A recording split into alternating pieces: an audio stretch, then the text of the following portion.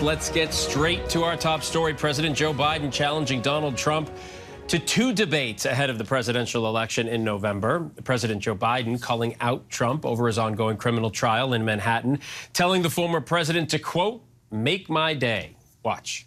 Donald Trump lost 2 debates to me in 2020. And since then, he hadn't shown up for debate. Now he's acting like he wants to debate me again. Well, make my day, pal. I'll even do it twice. So let's pick the dates, Donald. I hear you're free on Wednesdays. Ouch, that Wednesday reference, that's the day that they don't have court. Former President Donald Trump responding, saying he's ready to debate Biden as soon as next month, saying, quote, let's get ready to rumble. So let's bring in ABC News White House correspondent Mary Alice Parks and presidential historian Mark Updegrove for more on all of this. Mary Alice, let's start with you. Biden is bucking tradition by calling out his opponent on social media. How did this all come about? Because there was some concern that there might not be any debates. Absolutely. There was huge concern. I mean, we had both camps saying that they were not going to participate in what has been the historic format for debates, these debates that are put on by the Commission of Presidential Debates. It's kind of a group, a consortium of D.C.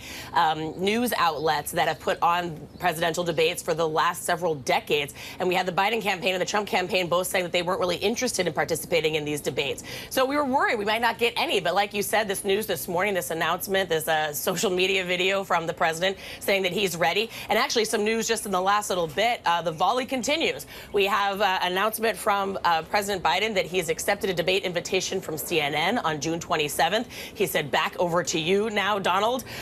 Clearly, he wants to move forward and get an actual date and time on the calendar. Big question now whether the former president will accept, Phil. And Mark, as we wait to figure out if the former president will agree to that debate, talk about the timeline. June, is that normal? Not at all. No, you usually wait until the fall after the conventions have been held, both the Democratic and Republican national conventions. There's usually not a debate until September. In fact, the first one that was scheduled by the Commission on Presidential Debates was slated for the middle of September. That's normal presidential debate election season, right after the conventions have been held and we go into the last few months before the election. So, Philip, this is highly unusual for so many reasons. Highly unusual, but I would argue probably good for the voter with the way things have been going in this election cycle. Mary Alice, what do the latest poll numbers tell us about this race?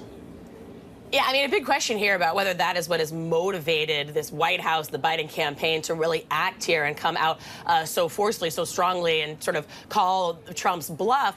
We've seen just a flurry of poll numbers that have not been good for Biden, especially in key battleground states. There are some of the recent polls up there on the screen, Pennsylvania, Michigan, Nevada. I mean, these are places that the president needs to win, and these numbers do not look great for him. Now, there has been a lot of back and forth about debates, a lot of questions since before these poll numbers came out, but no doubt the Biden campaign is looking at these same numbers, and they want to look bold here. They need to shake things up. They need these numbers to turn around, Phil.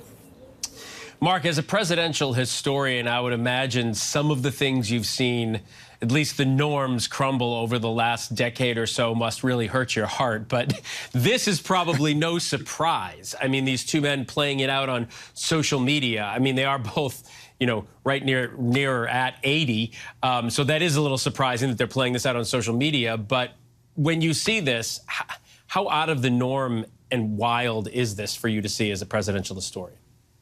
It's pretty much out of the norm, although, you know, Trump really changed the tenor of presidential debates back in 2016. He made it more of a circus environment. We may recall that he brought the alleged mistresses of Bill Clinton into the debates. They sat in the first couple of rows while President or candidate Trump was debating candidate Hillary Clinton. So that was a major distraction. And I think what Biden is trying to do here, Philip, is gain some control. He needs voters to know what he has done for them. There's a lot of confusion among voters about the Biden record. We saw statistics in the last couple of days about how many voters are confused about reproductive rights. They attribute the loss of reproduction rights to policy from the Biden campaign. So there's a great deal of confusion. I think this is an opportunity for Biden to seize control and to have voters size him up directly with Donald Trump's playing by his rules,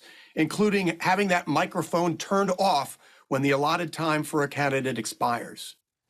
Yeah, whoever it benefits, I think at the end of the day, it definitely benefits the American voter who gets to see these two men up against each other instead of just hurling, things at each other through TV channels. But Mary Alice Parks and Mark Updegrove, thank you both very much for that conversation.